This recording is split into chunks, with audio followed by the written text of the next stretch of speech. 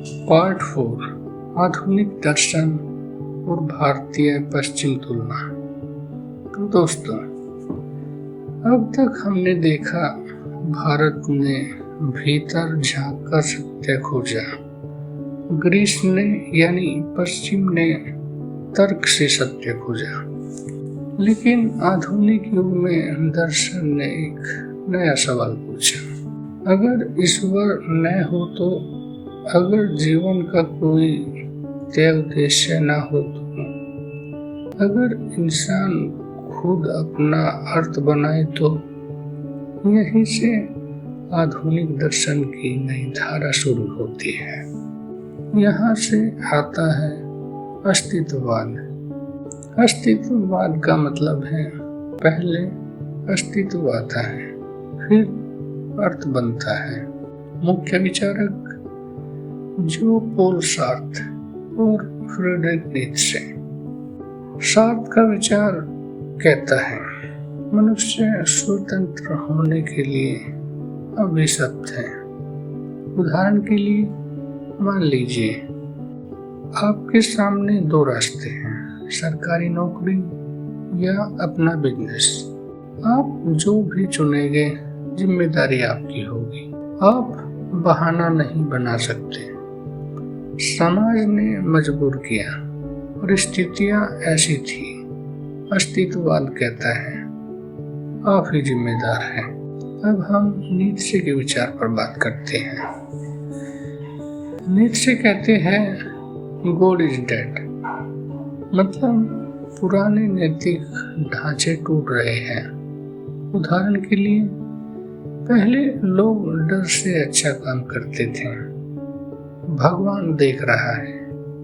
लेकिन अगर भगवान का डर न हो तो क्या आप फिर भी अच्छा करेंगे? नीत्शे कहते हैं अपनी नैतिकता खुद बनाओ।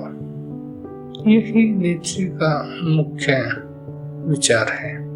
अगला है उपयोगितावाद। मुख्य विचारक Jeremy Bentham, John Stuart Mill. इनका सिद्धांत है सबसे ज्यादा लोगों की सबसे ज्यादा खुशी। उदाहरण के लिए अगर एक कानून में 90% लोग खुश हैं और 10% लोग दुखी, तो उपयोगितावाद कहता है कानून सही है। यह सोच आज राजनीतिक और कानून में दिखती है। नेक्स्ट हम बात करेंगे मार्क्सवाद। मुख्य विचार कार्ल मार्क्स। मार्क्स कहते हैं इतिहास वर्ग संघर्ष की कहानी है, गरीब और अमीर। इतिहास वर्ग संघर्ष की कहानी है, जैसे गरीब और अमीर के बीच संघर्ष। उदाहरण के लिए अगर फैक्ट्री का मालिक करोड़ों कमाए और मजदूर भूखा रहे तो यह अन्याय है। मार्क्स ने समानता की बात कही है कि समान होना चाहिए। नेक्स्ट हम बात करेंगे मनोविश्लेषण यानी फ्राइड। यह विचार सिगमंड फ्राइड का है। उन्होंने कहा मन 3 हिस्सों में है। नंबर 1 आइडिया यानी इच्छा, नंबर 2 ईगो यानी संतुलन, नंबर 3 सुपर ईगो यानी नैतिकता। उदाहरण के लिए आपके मन में केक खाने की इच्छा है, तभी डाइट याद आती है यानी सुपर ईगो।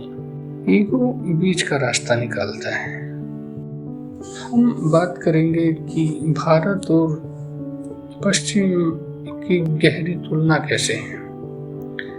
अगर हम लक्ष्य की बात करें तो भारत मोक्ष की बात करता है, पश्चिम ज्ञान और समाज सुधार की बात करता है।